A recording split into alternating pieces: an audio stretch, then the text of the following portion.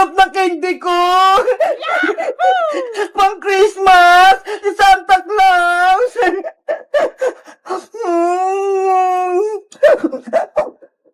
Princess, pengin naman ako ng candy mo! Ayaw ko nga, bebang! Akin lang kaya to! Sige na, gusto ko rin yung matikman. Mag-isa na nga lang to eh. Ihingi ka pa? Wala kasi akong lollipop eh. Saan mo ba yung nabili? Pinabaon to sa akin ni nanay. Binili niya sa mall. Kaya wala akong katulad na lollipop. Tignan mo. Sana, meron din akong lollipop na tulad kay Princess. Ang sarap talaga ng lollipop ka. Princess, sige na. Patikin din ako niyan. Ang kulit naman ni Bebang. Sabi nga akin lang to eh. Please, maawa ka na sa akin. Sige na nga, pero tilaan mo lang ah. Oo, promise. Eto na, nga. Ang sarap nga. Sabi ko sa'yo eh, maganda tong lollipop ko, matamis at masarap. Princess, patikim pa ulit ako. Hala, bebang, ang sabi mo, isang beses ka lang titikim. Ang sarap kasi. Sige na, please, titikman ko ulit. Si bebang naman eh, hingi pa ulit. Sige na nga.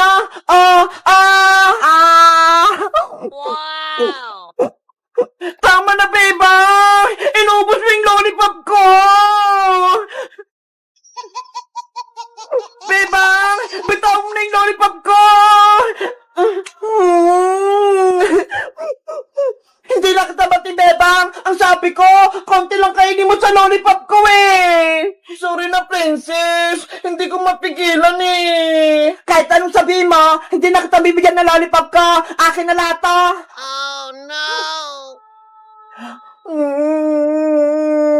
Sana, meron din akong lollipop na katulad kay Princess. Walang lollipop si Bebang. Princess, tiran mo ako niyan. Ayoko nga, baka ikaw pa umubos nito eh. Santa Claus, gusto ko rin ng katulad kay Princess na lollipop. Bigyan mo ako, please. Nako, hindi darating si Santa Claus, Bebang. Hindi ka bibigyan ng lollipop. Sana, may magic. May magbigay sa akin ng lollipop. Ate Bebang, nandiyan ka po ba? Mateo, pasok ka. Nandito ako sa loob. Ate Bebang, surprise! May bibigay po ako sa'yo! Ano yan, Mateo? Mga candy po ito at lollipop para po sa'yo. Totoo? Akin yan, Mateo? Opo, may nagbigay po sa akin na ito sa labas. Sa inyo daw po. Kunin mo na po. Ang galing! Natupad yung wish ko! Ang dami ko ng candy! Pati mga lollipop! Ang dami candy at lollipop ni Bebang! Yahoo! Marami na akong pagkain! Iba-iba! Bebang, di ba pati tayo? Tikman mo na tong lollipop ka! Sa'yo na ta! Hala, kanina, ayaw mo akong bigyan, Princess. Ang sabi mo pa nga, hindi mo na ako kaibigan. Kanina pa yun, syempre. Pero ngayon, bati na tayo. Kaya sa'yo na ng lollipop ka. Ayoko na yan, Princess. Ang konti-konti lang yan eh. Tsaka, may lollipop na rin ako na katulad niyan. Eto ho. Beba, bati na tayo. Bigyan mo ko ng maraming candy.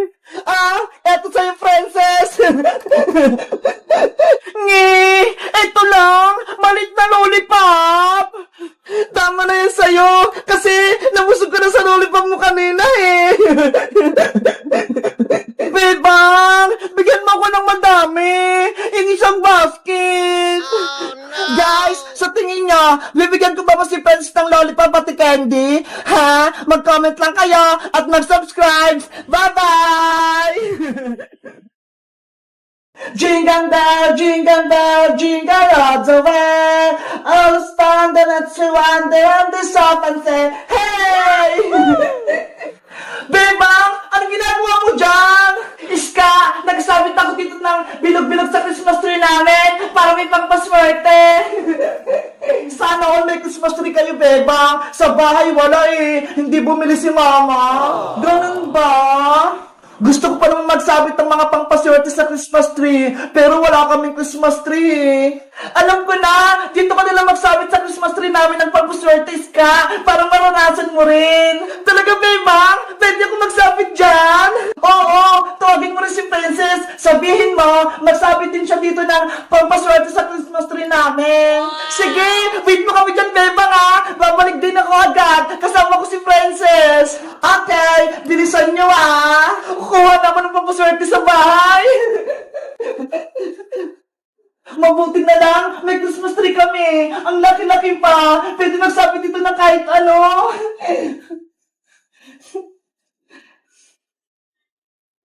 Ay, ito rin, si Cutie Bird. Isasabit ko para best friend kami ni Big Bird forever.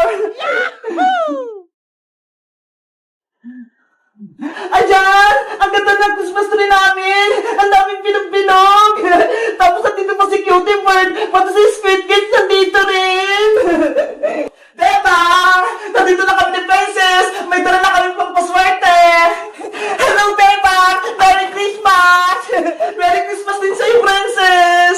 Sabi ni Ska, magsabi na tayo din ng papaswerte sa Christmas tree nyo! Totoo ba? Oo! Kaya halina kayo dito! Magsabit na kayo! Yay! Ako na yung magsasabit sa Christmas tree! Anong isasabit mo, Iska? Kung sa'yo bilog-bilog, Bebang, sa akin naman, pero yung isasabit ko, para imama na kami ni Mama next year!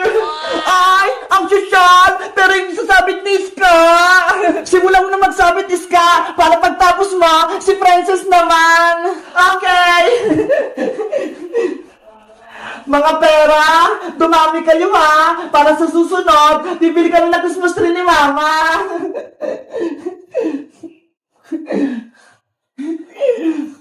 Dito pa sa kabila.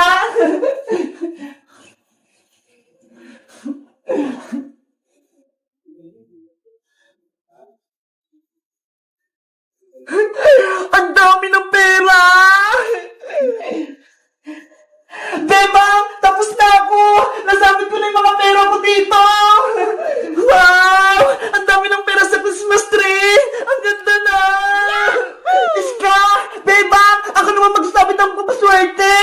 Ano naman yung sasabit ng Princess? Charan! Eto, Bebang, oh! Pagkain! Mga chichirya! Hala! Pagkain yung sasabit ni Princess! Ikaw talaga, Princess, no? Mukha kang pagkain! Siyempre, para hindi ako mabusan ng pagkain sa susunod na taon. Sige na, magsabit ka ng mga chichirya, Princess. Punin mo yung Christmas tree namin, ha? Yo! Magsabit ako sa Christmas tree! Dadamihan ko para swerte na ako next year!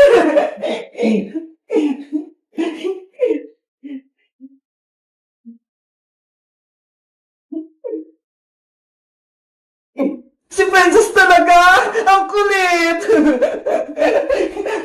Cutie Bird! Huwag mong kakainin itong chichirya ko, ha! Alam ko yung bilang nito!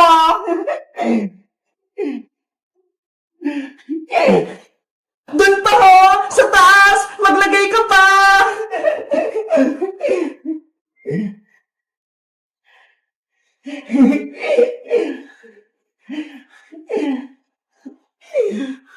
Beba! Iska! Tapos na ako! Naisabit ko na lang itong pagkain! Grabe! Ang saya-saya! Ang kulay-kulay na Christmas tree! Iba-iba yung mga nakasabit! Wow! Wow! Ang ganda na Christmas tree nila, Beba! Ang daming pampaswerte! Beba! Kapag tapos ng Pasko, ako rin kukuha ng mga chichirya ko, ha! Huwag niyo kukunin to! Okay! Sa'yo lahat yan, Princess! Yay! Sama-sayo ang Pasko ko! Boyong! Gising! Bumangon ka na dyan! no! Lagot! Hindi na ito huminga si Boyong! Hindi na siya gumagalaw! Ikaw kasi, Princess eh. Kasalanan mo. May sugat na nga si Boyong, tapos nilagyan mo pa ng maraming alkohol yung sugat niya. Ayan tuloy, nahimatay siya. Bakit ako? Si Bebang may kasalanan eh. Siya nagdala ng alkohol. Ako pa sinisisi mo, Princess. Di ba ikaw yung kaaway ni Boyong? Basta, wala akong kasalanan dyan. Sabi ni Boyong, malakas siya. Yung pala takot siya sa alkohol. Boyong, tumayo ka na dyan. Tinatakot mo kami eh. Bebang, anong gagawin natin kay Boyong? Ayaw pa rin gumising. Tawagin na lang natin yung nanay niya para siya na yung magpagaling kay Boyong. Ano? Tatawagin niya yung nanay ni Boyong sa aling bruha? Huwag, Bebang! Matapang yun! Pagagalitan niya tayo! Ikaw lang pagagalitan, Princess! Hindi kami kasali ni Bebang! Yung damit na ni Boyong, sinabit mo pa sa puno? Bebang! Iska! Huwag din na tuwagin sa aling bruha! Natatakot ako sa kanya! Eh, anong gagawin natin para magising si Boyong? Ako nang bahala sa kanya! Alam ko yung gagawin ko! Naku, baka delikado na naman yan, Princess! Hindi yan, Iska! Akong bahala! Boyong! Bumangon ka na! Bilis! Oh no! Ayaw gumana, Princess! Hindi pa rin nagigising si Boyong! Boyong! Gising ka na! Please! Hindi na kita magdidribat kahit kailan! Kukunin ko na din yung damit mong silapit ko sa puno! Sorry na! Boyong! Bebang! Princess! Iska! Anong ginawa niyo kay Boyong ko? Lagot! Saling bruha! Paparating! Yari ako nito, panigurado! Boyong ko! Anak! Ano nangyari sa'yo? Patay ka na ba? Hindi po siya patay, aling bruha. Nahimatay lang po siya kasi nilagyan ng alkohol yung sugat niya. Sino naglagay ng alkohol kay Boyong? Hindi niyo ba alam? Takot si Boyong sa alkohol? Si Princess po! Siya po naglagay ng maraming alkohol sa sugat ni Boyong. Sabi na nga ba? Ikaw na naman ang may kasalanan, Princess eh. Sorry po, aring bruha. Hindi ko po sinasadya. Dahil sa agawan mo, nahimatay si Boyong, pagbabayaran mong ginawa mo.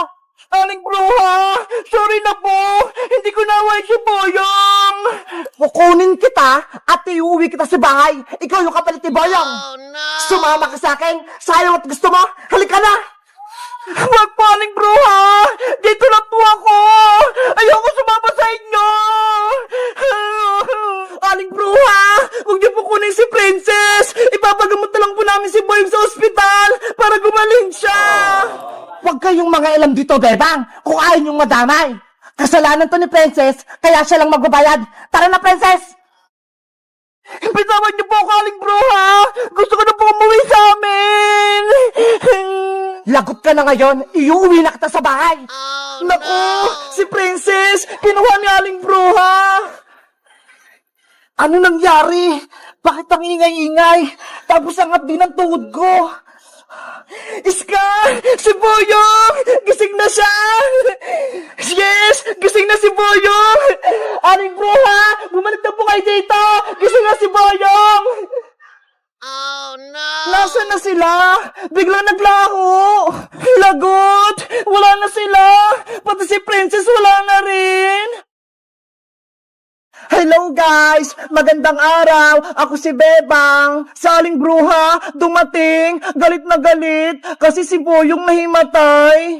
Tapos, si Princess, kinuha niya! Ano kayang gagawin na aling bruha kay Princess? Alam nyo ba kung anong gagawin namin para makabalik siya? Mag-comment lang kayo para sa part 2! Bye-bye!